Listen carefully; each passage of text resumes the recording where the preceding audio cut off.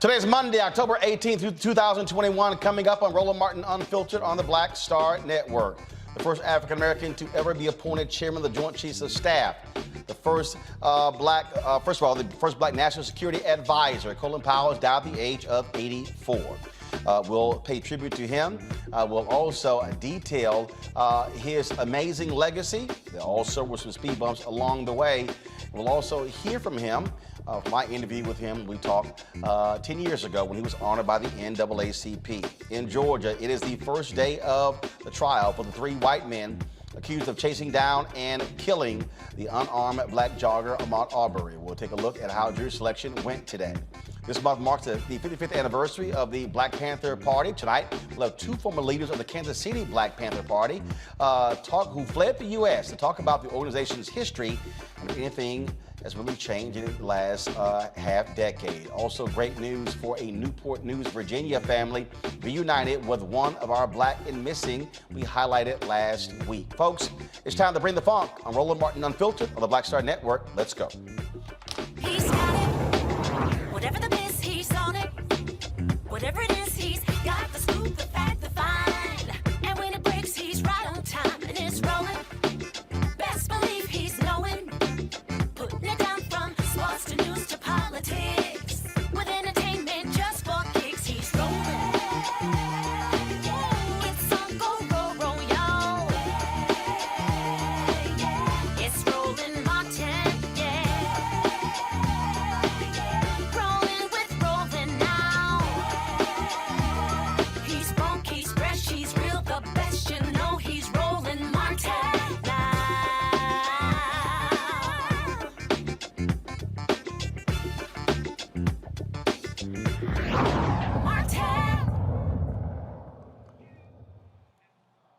Hundreds of potential jurors were packed in a South Georgia courthouse as jury selection began for the three white men accused of murdering Ahmaud Arbery.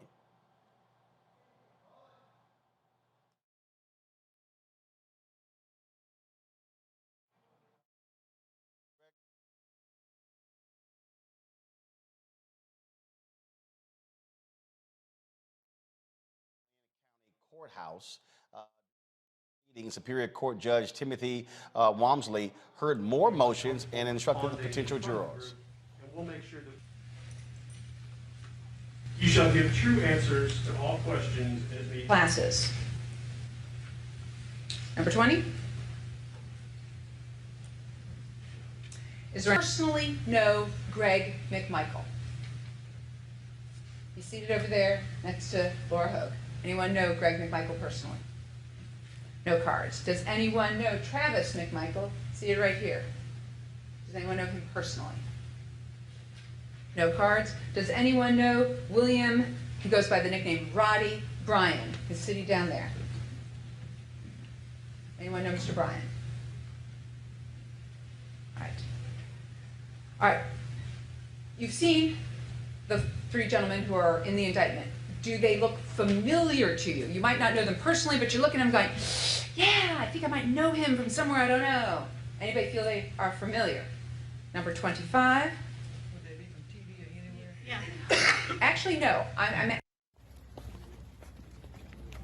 As the case is similar to the murder of another unarmed young black man. Understand that this case is eerily similar to that of Trayvon Martin, another young African-American who was shot and killed by a citizen. The difference between Trayvon Martin and Ahmaud Arbery is there's video in Ahmaud Arbery, and we expect full justice for Ahmaud Arbery. It could take 2 weeks or longer to seat a jury of 12 with 4 alternates to hear the case. 1,000 jury notices were mailed out to potential jurors. Let's discuss this with my panel. Dr. Omokongo Debinga, professorial lecturer, School of International Service at American University, Georgia Fort, independent journalist, Demario Solomon Simmons, a civil rights attorney, founder of Justice for Greenwood. Mario, I want to start with you. This is obviously going to be a trial that many people are going to be paying attention to. They'll be examining every aspect of this. And there was so much that happened in this particular case here. It even got us to this point. Yeah, no question. Thanks, Roland, for having me on once again. I'm glad to see so many of my friends and people I work with, like Ben and Barbara Arwan down there in Georgia, representing and supporting the family of Ahmaud Arbery. You know, this is going to be a tough case, even though we've seen video. We've seen other cases where video has been very clear and we still didn't get a conviction. But I'm very pleased to see down there that they got rid of the DA who was involved in this conspiracy to cover up the crime of the murder of Ahmaud Arbery. I've been involved in jury selections many, many times. This is not going to be an easy opportunity to find an impartial jury because everyone, it's a small town, everyone has heard about this case. But if they put on the evidence the way they should and the way the judge has been ruling, you know, they tried to bring in Ahmaud Arbery's mental issues that they said he had. They said he had some minor criminal background, things that were completely irrelevant. But this judge has kept it out. And if they keep this on what actually happened, that these individuals accosted this young man who was unarmed and shot and killed him, hopefully, and they should be convicted for first-degree murder. Georgia, again, we've seen so many other cases, so many other stories that we've covered. Obviously, we saw the case of the officer who killed George Floyd there in Minneapolis, with the Walter Scott case as well. I mean, this is different because it's not involving a police officer, but it is involving someone who used to work with law enforcement, and that's part of the problem, how they frankly tried to cover this thing up to keep from bringing these folks to justice. Correct. Roland, I think it's very interesting that Jackie Johnson was indicted. It's the first time I've ever heard of an attorney being indicted for their role in a cover-up. So it will definitely be interesting to see what type of evidence comes forth in this trial that shows, especially with McMichael, because I believe he was the one who used to work for the attorney who allegedly or is accused of asking officers to not make any arrests. And then obviously they had to move forward with those indictments after the video evidence was brought forth. But just like in the George Floyd case, it is going to be a very grueling trial. We're going to go through weeks of having to look at different video evidence and just testimony that is traumatizing for our community to continuously have to relive these narratives of our Black men being hunted down and killed by either law enforcement or other white folks in community, quite frankly, who feel like they have the authority to uphold the law and take matters into their own hands. But I'm hopeful that, like we saw in the Derek Chauvin trial, I was one of two journalists in the courtroom when he was sentenced. I'm hopeful that they'll be able to find a jury that can bring forth justice for Ahmaud's family. Of course, what we saw here on Macongo, as Demario said, this effort to try to create this negative portrait of Ahmaud Arbery, and others are making the mistake. This is not the Ahmaud Arbery trial. He is not on trial. It is the three white men who killed him. They are on trial. Absolutely, and I think you brought up several important points already that Attorney Crump also brought up, is that number one, this is not about what police have done. This is similar to Zimmerman and Trayvon Martin, and people are so quick to try to equate this as another style police case a la George Floyd. And it's great that we're differentiating between that, because that's extremely important. And then when you talk about people calling this the Ahmaud Arbery trial, we have to realize at the end of the day that this is extremely problematic in terms of the timing that people are using to choose to bring up information about Ahmaud Arbery, because a jury has not been selected yet. They have not been sequestered right now. So this information that is coming out, it's making its way to potential jurors who are going to already have this information. So I think that the defense is doing this on purpose, to go off of what Demario was saying, and I think that they're really being slick about it. I'm glad that we've had a judge who's made some good decisions to date. I'm also a little bit concerned about the makeup of whoever was involved in that jury selection, because I think everybody who you showed in that video was white, and there was one Black woman in the far corner. So that gives me a little bit of concern as well. And so, yeah, we have to make sure that people realize this is not the Ahmaud Arbery trial. These guys did not know anything about his status or probation or anything when they decided to execute him. And really, at the end of the day, it comes down to making sure that we don't let that narrative stick. You know, look, Demario, we talk on this show a lot about voting and about voter suppression. Well, people have to understand, if you're not a registered voter, you don't get to be a part of jury selections. You don't get a jury notice. The two go hand in hand. No, it absolutely goes hand in hand. And a lot of times, and I'm always advocating for this, and I'm Roland, I know you are, is a lot of times our people will get a jury notice and they say, hey, get me out of jury duty. I get that call all the time from my friends and professionals, and I'm saying, no, we need to show up, because it makes a big difference to have just one Black face in the jury room. It makes a big difference on the deliberations and what may happen. And that's why it's important for us to be involved at every step of the political process, registering to vote, voting, and showing up when it's our time to do our duty. Well, is the point there, Georgia, that we keep emphasizing that, and yeah, folks, oh my goodness, here comes the jury, but then a jury notice, a jury summons, but then they complain when something happens. Yeah, well, I'm not sure if you still have my audio here, but Yeah, we got you. We got your audio. even in the Derek Chauvin trial, you know, there were weeks of jury selection, and you had folks who were trying to wiggle their way out of it, but also just even the process, right? The jury selection process we saw in that trial, and I'm pointing to that trial. I know that there are some major differences, but just to point to the jury selection process, that was the first time America really got to see just how that process can be discriminatory. I mean, there was a woman who spoke Spanish, and they put her on the chopping block so quick and basically said she was incompetent just because English wasn't her primary language, right?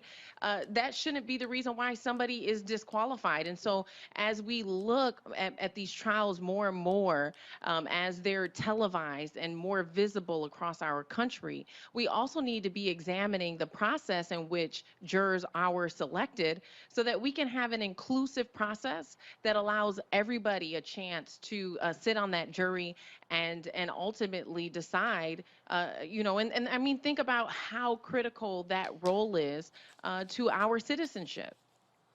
Well, again, it's the thing is trying to get people to understand why all of these things are connected. We talk about connecting the dots, and so voting and voter registration is tied directly to a number of issues: who we elect as DAs, who we elect as judges, but also who gets these jury summons. And so that's why we emphasize this a whole lot. We're trying to get our people to understand that. Got to go to break. When we come back, we're going to talk about Supreme Court addressing the issue of qualified immunity. That is next on Roland Martin Unfiltered, right here on the Black Star Network.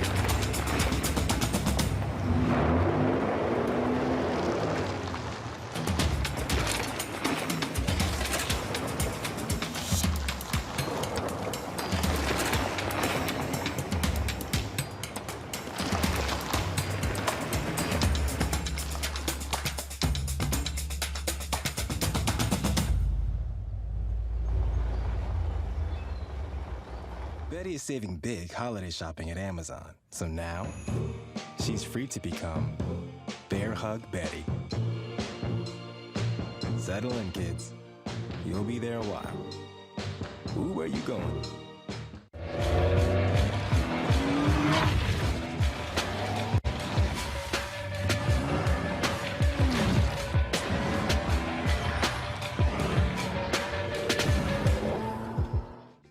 What's up, everybody? It's Godfrey, the funniest dude on the planet. Hey, I'm Taj. I'm Coco. And I'm Lily. And we're SWV. What's up, y'all? It's Ryan Destiny, and you're watching Roland Martin Unfiltered. In two cases, the Supreme Court says police officers were entitled to qualified immunity when using force. In two unsigned opinions, the court stressed police are entitled to be shielded from liability unless it is clear to a reasonable officer that their actions are unlawful. Now, qualified immunity protects officials from lawsuits unless it can be proven they violated clearly established rights a reasonable person would know they have. One case involved an officer putting his knee on a man's back during an arrest while removing a knife from his pocket.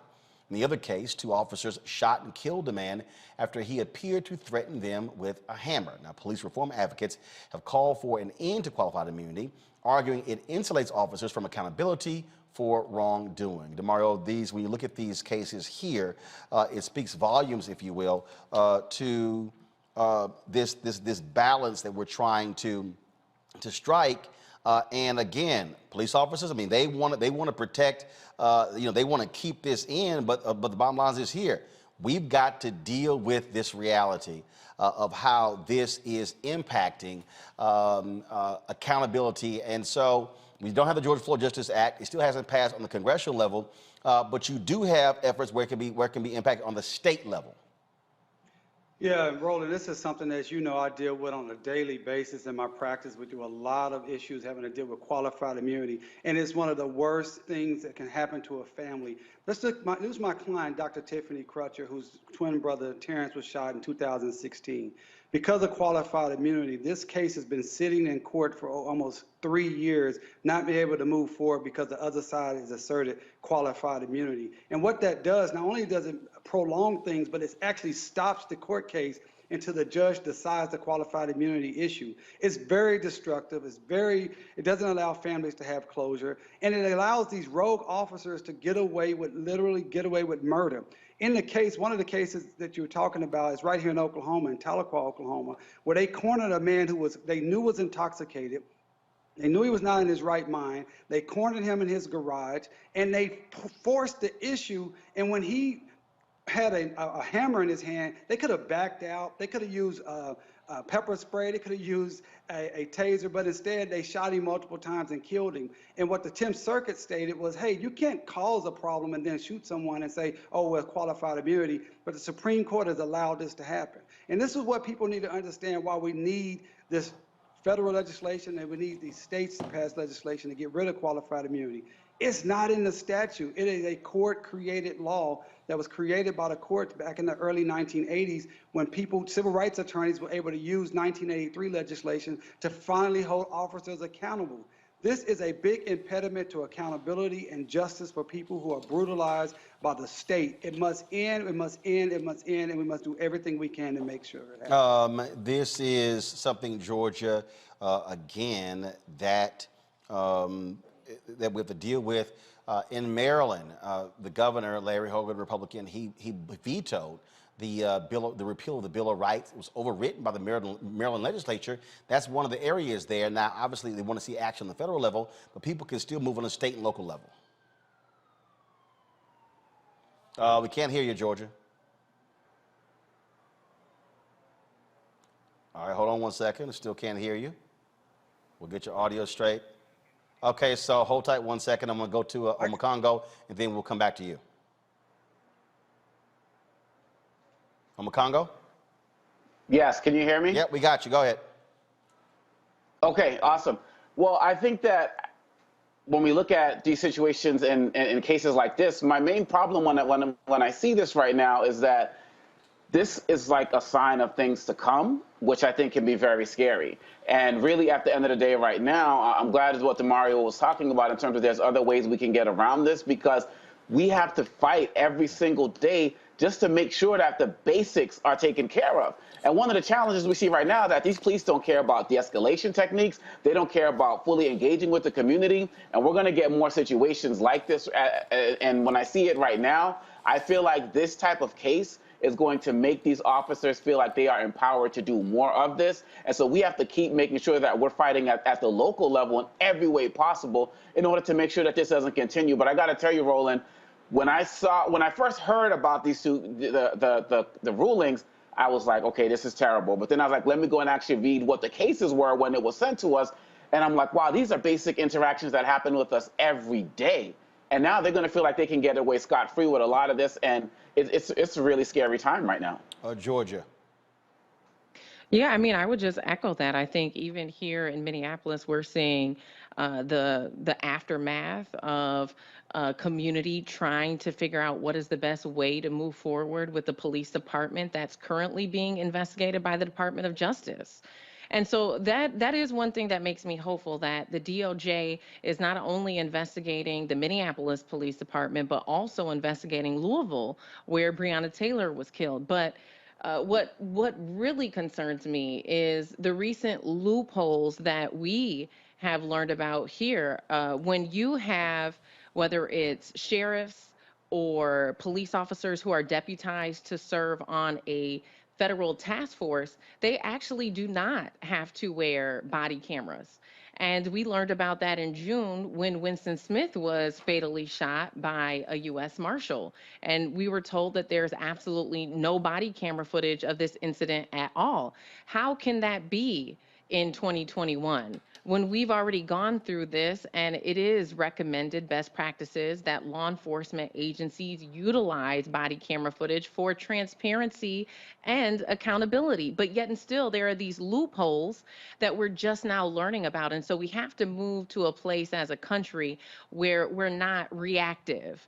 We're not waiting until another Black man is killed before we decide, oh, we need to change these laws. We should be taking these measures proactively before someone is killed. You know, this is again one of those issues that is at the center of this debate, if you will, DeMario, this battle going back and forth, and these unions are going to fight like crazy to ensure this does not get removed. No question, unions, because they don't want their officers to have accountability. That's why, I mean, obviously we're all advocates for body cams and different type of training, but at the end of the day, it's just like basic second 2 to 4 year old. If there's no accountability, if they can get away with it, they will do it. And what we've seen now, and it's been really frightening over the last few years, is we've seen video after video after video, and people still do it. They know they have videos on. Last week, Roland, we talked about the officer who kicked the man in the face in Indianapolis. That guy knew he had a body cam on. He still did it because he feels like he can get away with it. So I would encourage everyone that's listening right now, reach out to your city councilor, your county commissioner, and your state representative and tell them to repeal qualified immunity within their state. Colorado's done it as a state. New Mexico has done it. New York City has repealed qualified immunity. So even though we don't have it on a federal level, we must continue to attack qualified immunity. It is the single biggest impediment to police accountability that is out there right now. They can kill people, beat people, steal money. They had a case in Fresno last term at the Supreme Court where these 2 officers literally stole hundreds of thousands of dollars from an individual, and the Supreme Court said, well, it wasn't, it's clearly established law that they did not have the right to steal this money. They literally stole money from a citizen, and the Supreme Court said qualified immunity protected them from prosecution, from being sued. And that's what we're up against, and that's why it's so imperative. Absolutely. All right, folks, got to go to a break. We come back. One of our Black and Missing return home safely. Also have headlines up next right here on Roland Martin Unfiltered, the Black Star Network. Don't forget, folks, you can download the app. More than 18,000 folks have done so. Our goal is to get to 50,000 by December 31st, by the end of December. So please download on your Apple iPhone, Android phone, Roku, Android TV, Amazon Fire TV, Xbox, and Samsung as well. You can, of course, support Roland Martin Unfiltered as well by joining our Bring the Funk fan club, where every dollar you give goes to support what we do. Cash App, $RM Unfiltered. PayPal is R Martin Unfiltered. Venmo is RM Unfiltered. Zelle is RolandSMartin.com. Roland at RolandMartinUnfiltered.com. I'll be right back. Oh, that spin class was brutal. Well, you can try using the Buick's massaging seat. Oh, yeah, that's nice. Can I use Apple CarPlay to put some music on? Sure. It's wireless. It's something we all like. Okay, hold on. What's your Buick's Wi-Fi password? Buick Envision 2021. Oh, you should pick something stronger. That's really predictable. That's a really tight spot. Don't worry. I used to hate parallel parking. Me too. Hey. Really outdid yourself. Yes, we did. The all-new Buick Envision, an SUV built around you, all of you. Once upon a time, there lived a princess with really long hair who was waiting for a prince to come save her. But really, who has time for that? Let's go. Feeling myself. I'm feeling She ordered herself a ladder with Prime one-day delivery, and she was out of there. I'm with some hood girls looking back at it, and a good girl in my tax bracket. Now, her hairdressing empire is killing it. And the prince, well, who cares? Prime changed everything. I'm Bill Duke. This is Diala Riddle. What's up, y'all? I'm Will Packer. I'm Chrisette Michelle. Hi, I'm Chaley Rose, and you're watching Roland Martin Unfiltered.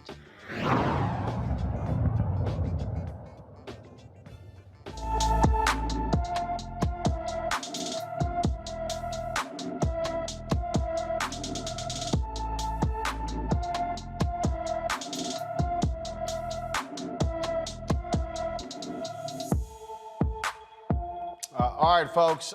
Every day, of course, we feature someone who is black and missing on this show. Many of their stories do not get the attention that is needed. Lakira Pitt-Goldsmith, she has been missing since November 27, 2018 in Montgomery, Alabama. Her grandmother saw her getting out of her boyfriend's car, but she never made it back into the house. Lakira was 20 years old at the time of her disappearance. She's approximately 5 feet 5 inches tall and weighs between 140 and 180 pounds. She has black hair and brown eyes. Both of her ears are pierced, as well as her lower lip. She has a snake eye tongue piercing. When Lakira went missing, she was wearing a black velvet knee-length dress, a silver rhinestone choker necklace, silver rhinestone earrings, and a silver lip ring. She also had blonde hair extensions with black roots. If you have any information about Lakira Pitt-Goldsmith, contact the Montgomery, Alabama Police Department at 334-625-2810. That's 334-625-2810. Now, here's an update on a story that we told you about last week. 30-year-old Tynesha Taylor, she has been found. She's been missing for more than a month. She had been reunited with her family and is in good health.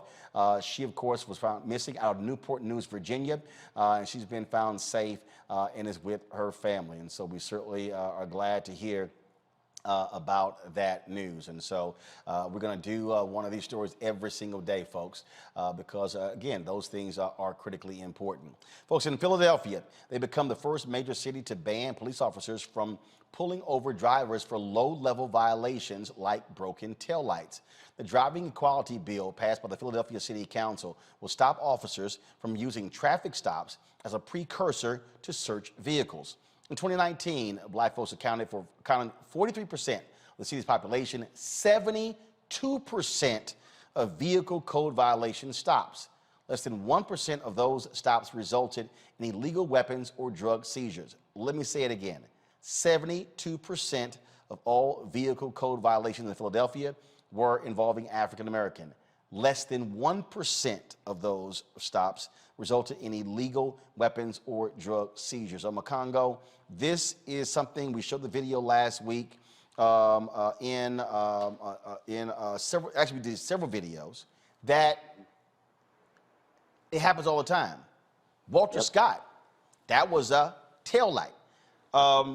Case of the brother there in Minneapolis, where the officers go, Dante, what? Traffic stop. I mean, we can go on and on how many times traffic stops have resulted in the death of African Americans. And so this is a great move by the City Council of Philadelphia. I really commend the City Council of Philadelphia for what they're doing. And you can go even outside of this to situations with stop and frisk in New York. Whenever there's any type of policy that allows the police to interact with civilians, the majority of the cases are always going to be affecting us. Same thing we saw with Ferguson when they did a study a while ago. And other cities need to follow suit with this.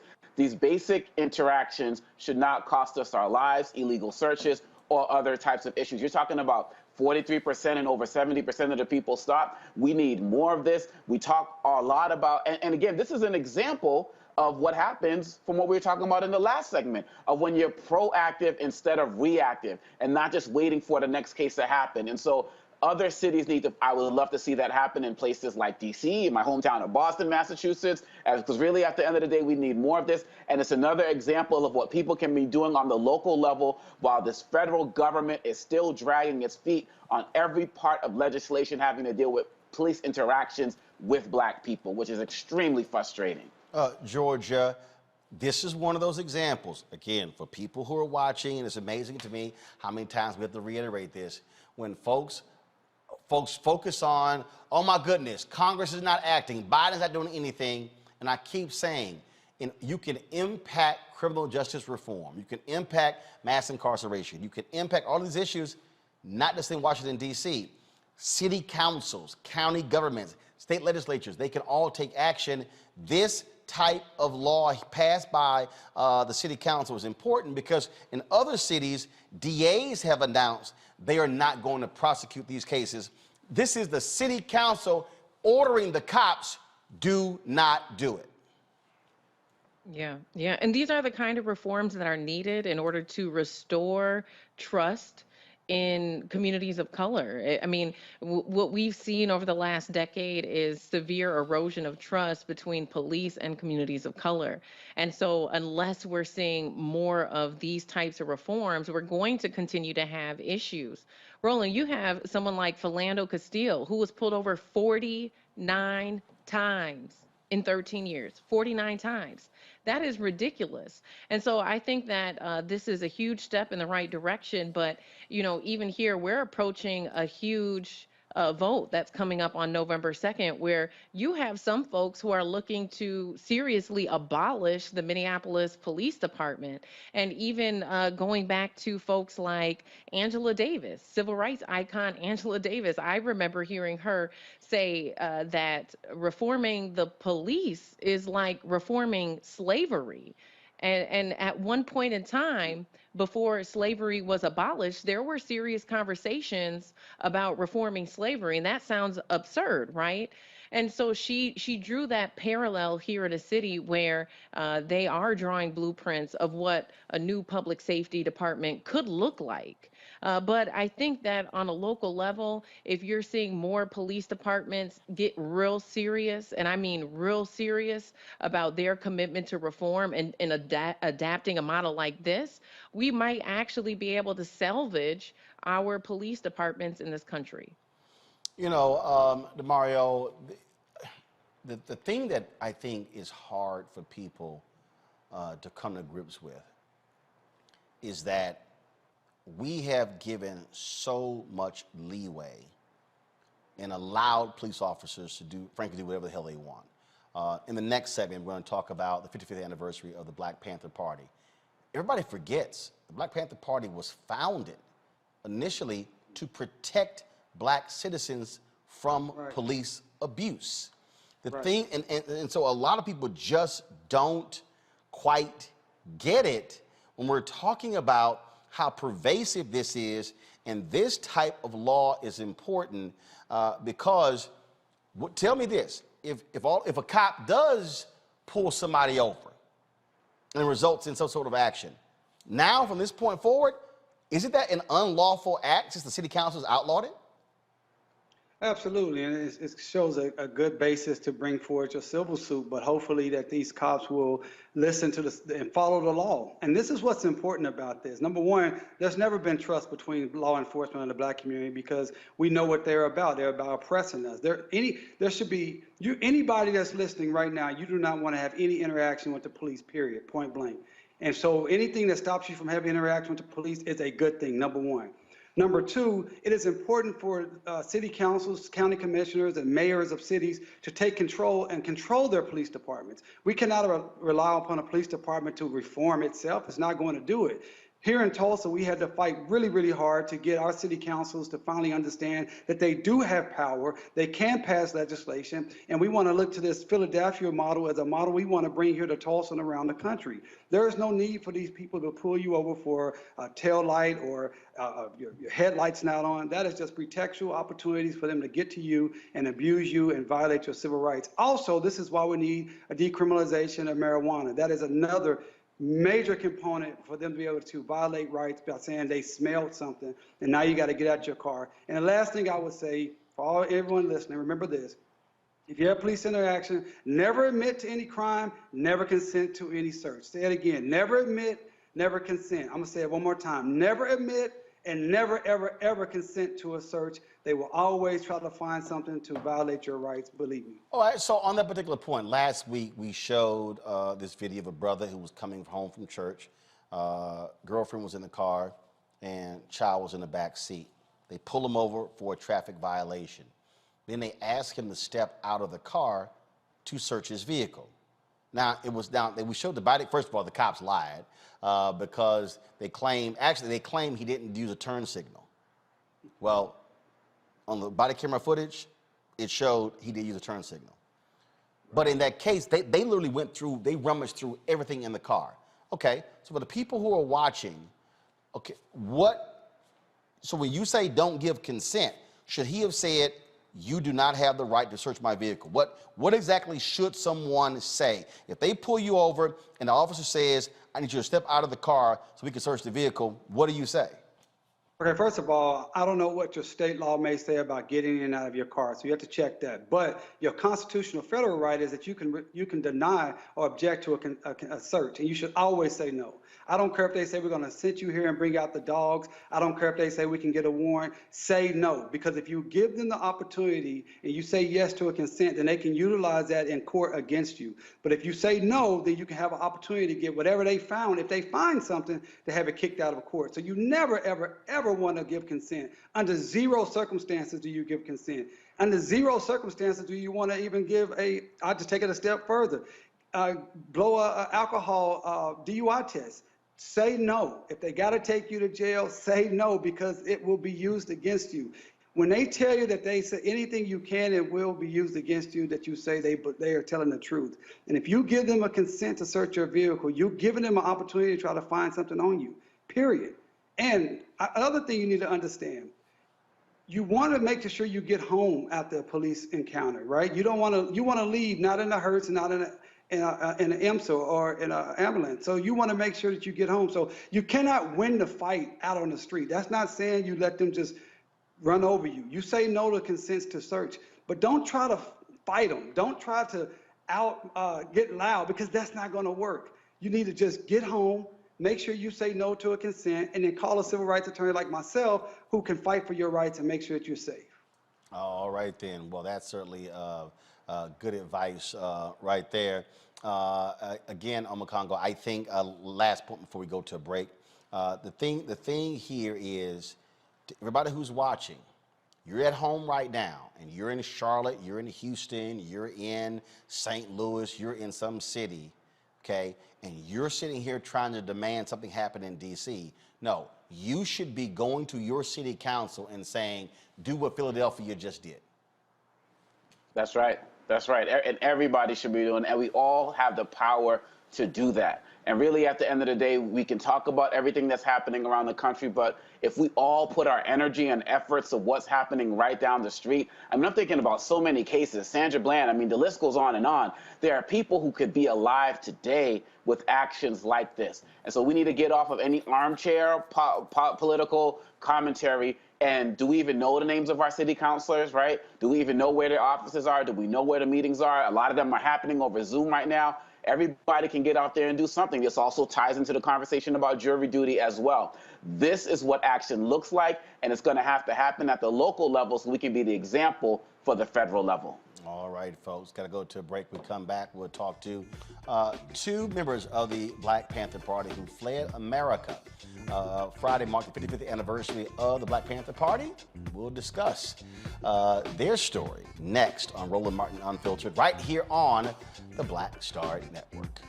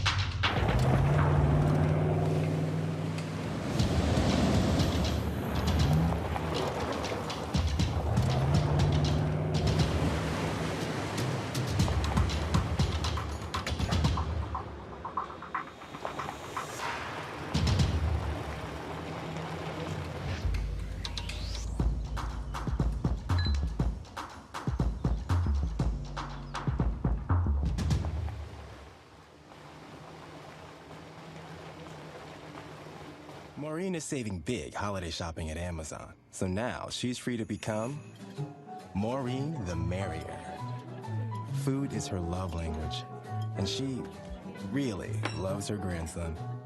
Like, really loves. Time to be smart. Roland Martin's doing this every day. Oh, no punches! Thank you, Roland Martin, for always giving voice to the issues. Look for Roland Martin in the whirlwind, to quote Marcus Garvey again. The video looks phenomenal, so I'm really excited to see it on my big screen. Support this man, Black Media. He makes sure that our stories are told. See, this difference between Black Star Network and Black-owned media and something like CNN. I got to defer to the brilliance of Dr. Carr and to the brilliance of the Black Star Network. I am Roland with Roland all the way. Honored to be on a show that you own. A black man owns the show. Folks, Black Star Network is here. I'm real revolutionary right now.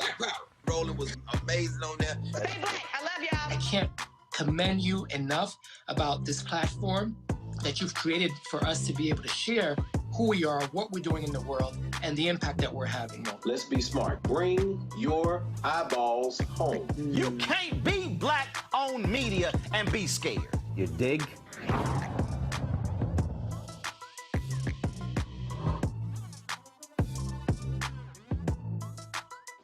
My name is Charlie Wilson. Hi, I'm Sally Richardson Whitfield. And I'm Dodger Whitfield. Hey everybody, this is your man Fred Hammond, and you're watching Roland Martin, my man, Unfiltered.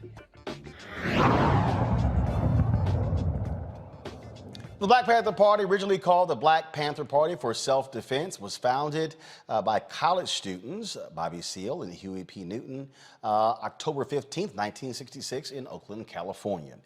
Friday marked the 55th anniversary of the Black Power political organization.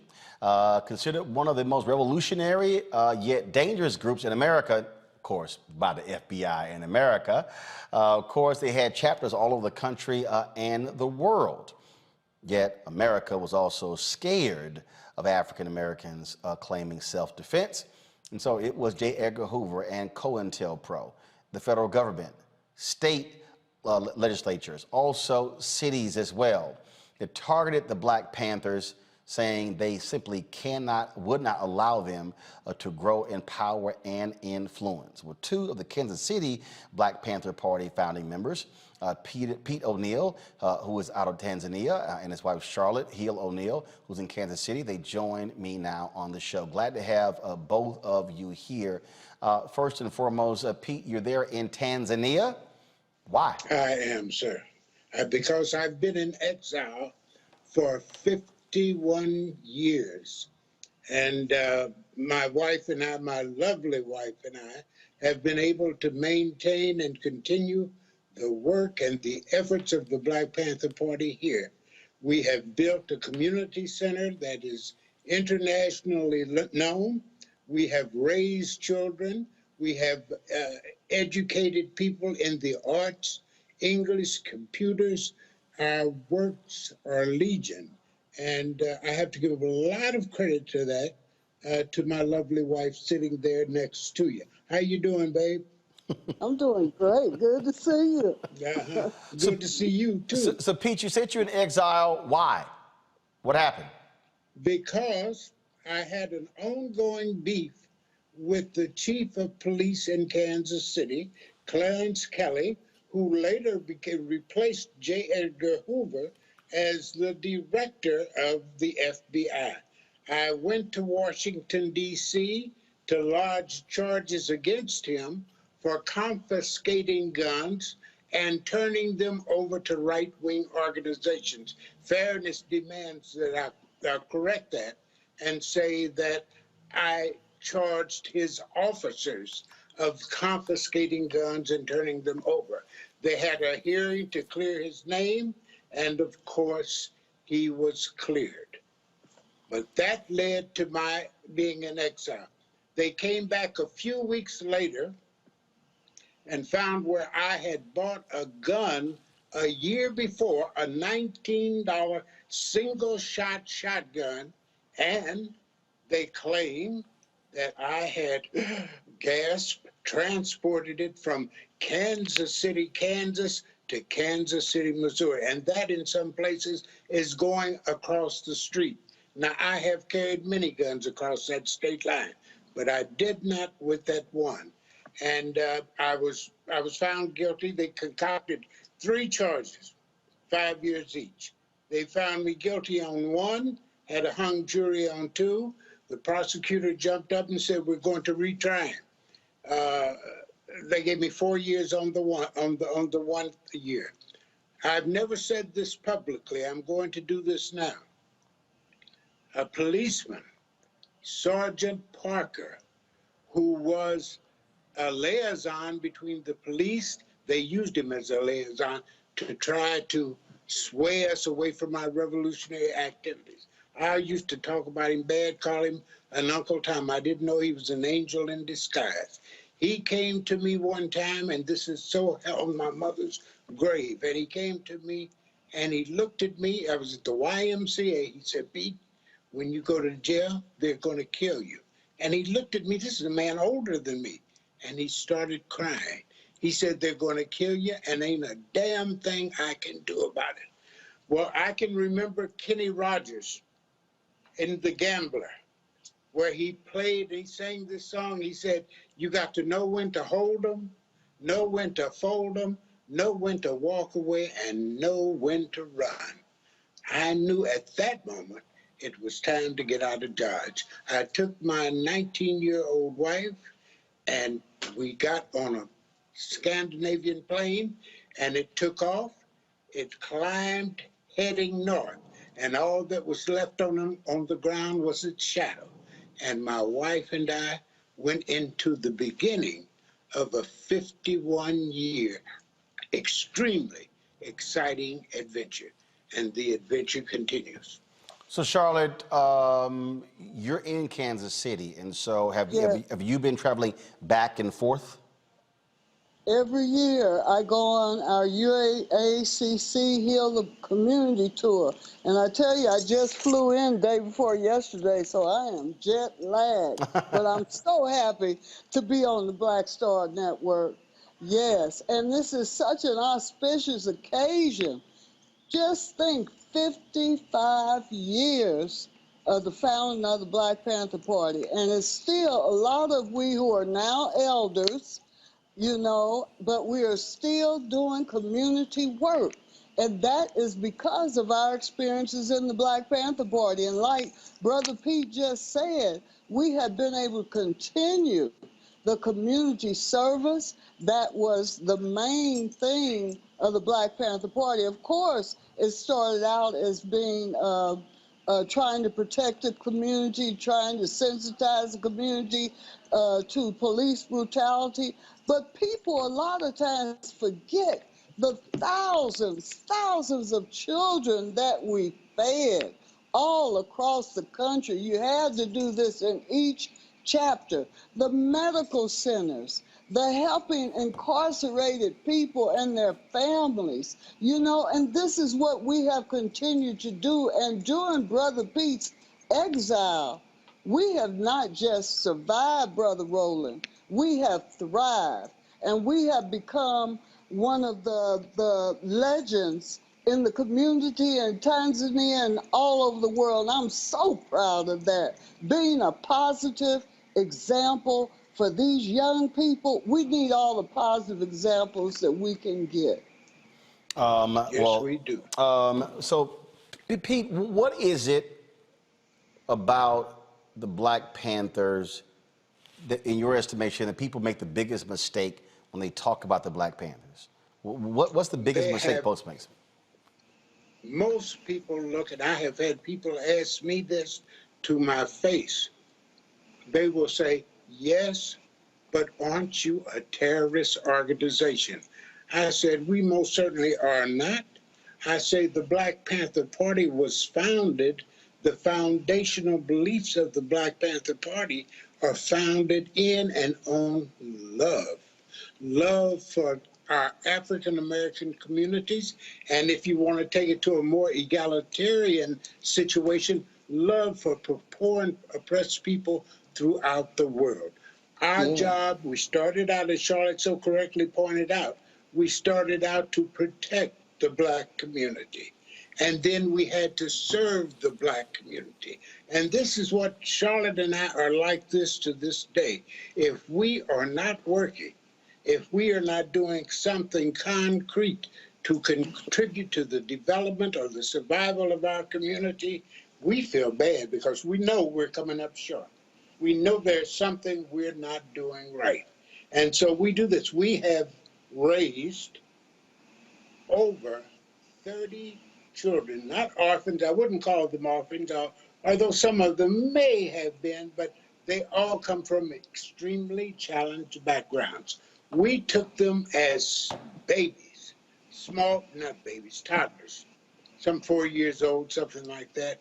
And we've raised these children up. I was just with them. It's on Facebook. I was just with them the Saturday at their boarding school. And they're getting ready, they're young adults getting ready to enter into the world. We did this, and we did it not in the name of Pete and Charlotte O'Neill. We did it as members of the Black Panther Party. And we are known throughout the world for this type of work. We've had some notable people come here. My cousin is Congressman Emmanuel Cleaver. He's been out here. Sean Penn, the actor, has been out here at our place. Jude Law, the actor, has been here. What we need to do now is get some of our good folks of color, more of them, to come out here and see what we're doing and see how they can join hands with us and become involved in the very good work that we're doing. I'm telling you, this woman here that I'm married to, someone referred to her correctly as being angelic.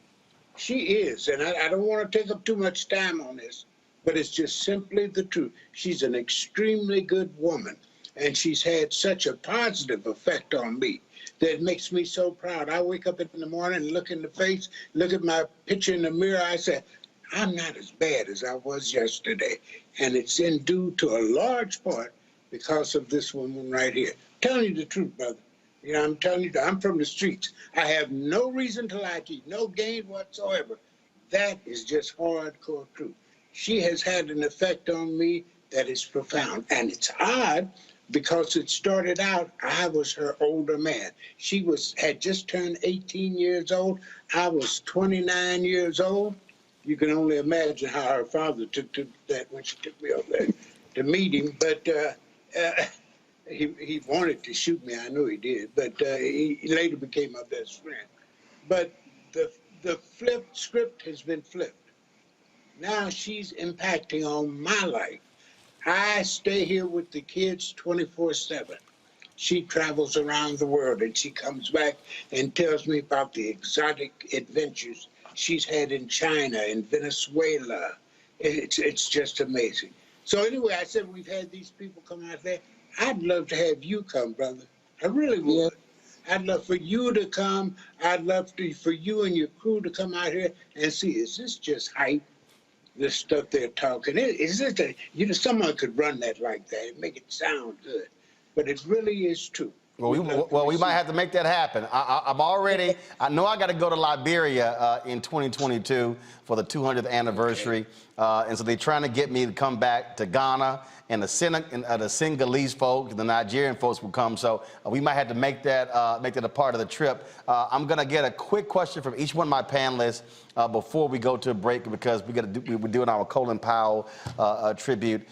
Georgia, you get the first question for Charlotte and Pete. Well, first, I just want to say thank you for your service to our community and for just keeping the legacy of the Black Panthers alive.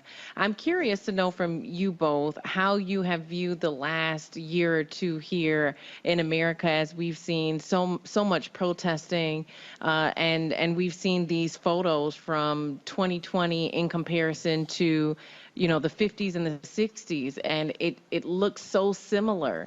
What are your thoughts about the recent uprising? Do you feel like we've made progress? Do you feel like America has backslidden? What are your thoughts on that? Well, I think in a way they have backslid, but some progress has been made.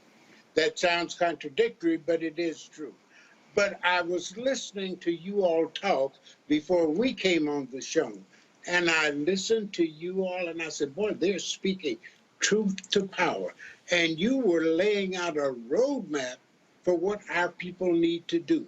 I have been asked 1,000 times, what should we do? And I said, organize, organize, organize. But I didn't take it further. I didn't take it far enough. You said get involved with the city councils. Make them do like they did. Did you say Philadelphia? You said, yep. That was powerful. That was powerful. And that's a perfect example for something that it's not the end of it, it's not the end all be all, but it's a damn good first step. And so I think you're doing a wonderful job, and I think that this is a direction that our people need to be moving in.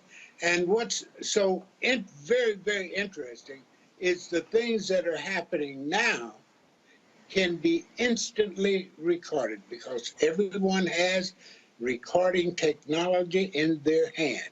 We didn't have that.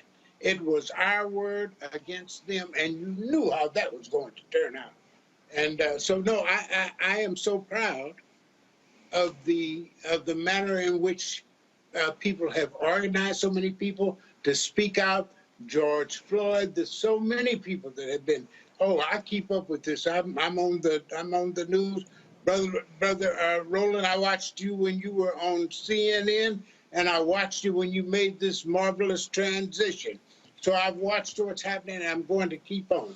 You all are doing a great job, and you're inspiring us, and I know you're inspiring people around the world. I absolutely appreciate that. Charlotte, go ahead. Yeah, Charlotte, go ahead. Yes, yeah, it's wonderful what the sister was saying. It's wonderful what Brother P was saying, but we can't forget that we also need to revive our community spirit, the love that's in the community, the way elders, when I was coming up in the 50s, the way elders would mentor youth and teach them how to do things with their hands. It's like we've forgotten how to do that. It's not just about book learning, y'all. It's about being able to also build and work together, whether it's a community garden, whether it's helping young people who can't read, the way we used to do it for the Black Panther Party.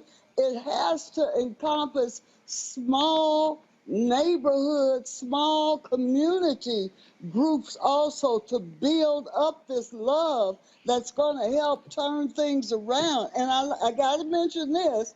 My cousin, Elizabeth Deanna, was out here for 2 months. Yep. She's one of the youth who has been inspired by the Black Panther Party, by what the United African Alliance Community Center is doing.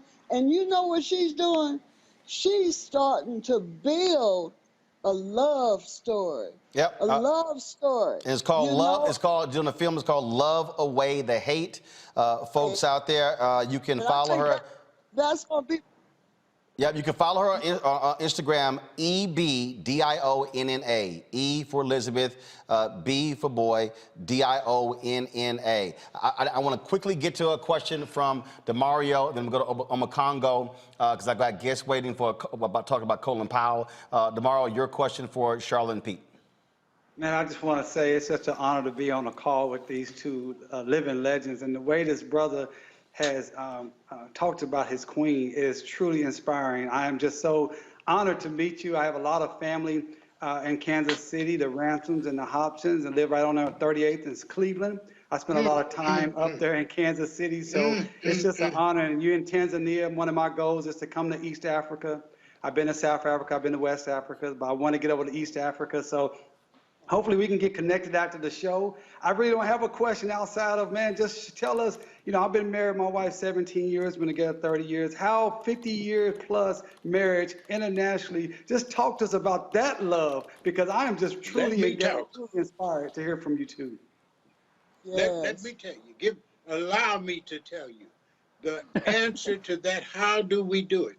Has it been a crystal staircase? No, it has not. Have there been ups and downs? Yes, there have been. But we have a glue that has bound us together. And the glue was the ability to step outside ourselves, step outside our personal aspirations and goals, and embrace something larger than ourselves. And the thing we embraced was the struggle.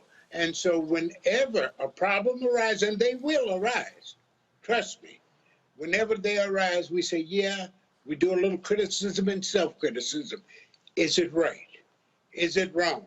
I may not be able to say it's wrong right now, but I'll think it in my mind, and I'll know it's wrong, and I have to back down. She'll do identically the same thing.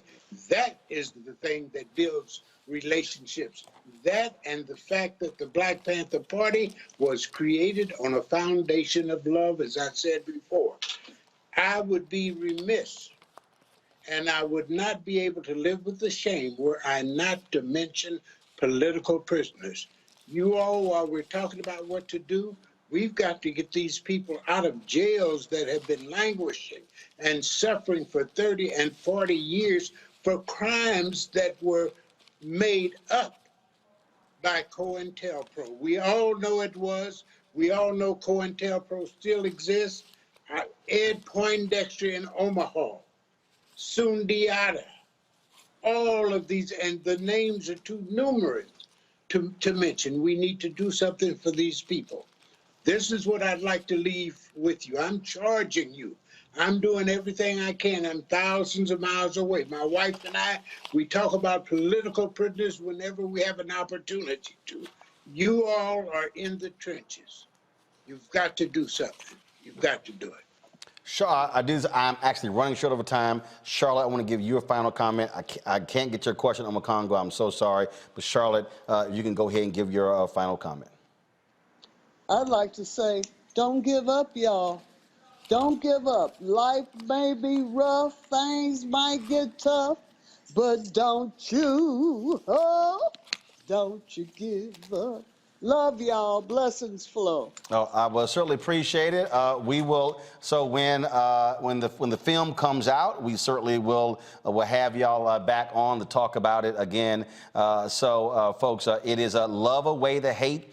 A film that that Elizabeth is working on, and again, her IG, folks, is take this down. You begin to follow her. Is EBDIONNA, EBDIONNA. Pete O'Neill, Charlotte, we appreciate it, and again, we hope to see y'all soon as a part of our African journey. We may have to spend a month there, since all the places people trying to get me to visit. So we'll see what happens. I appreciate it. Thanks a lot. All right, y'all take care. Thank you so very much. Oh, that spin class was brutal. Well, you can try using the Buick's massaging seat. Ooh, yeah, that's nice.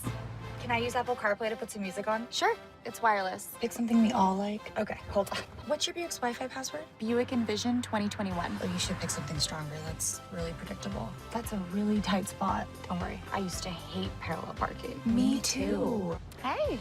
Really outdid yourself. Yes, we did. The all-new Buick Envision, an SUV built around you, all of you. Once upon a time, there lived a princess with really long hair who was waiting for a prince to come save her. But really, who has time for that? Let's go. Feeling myself.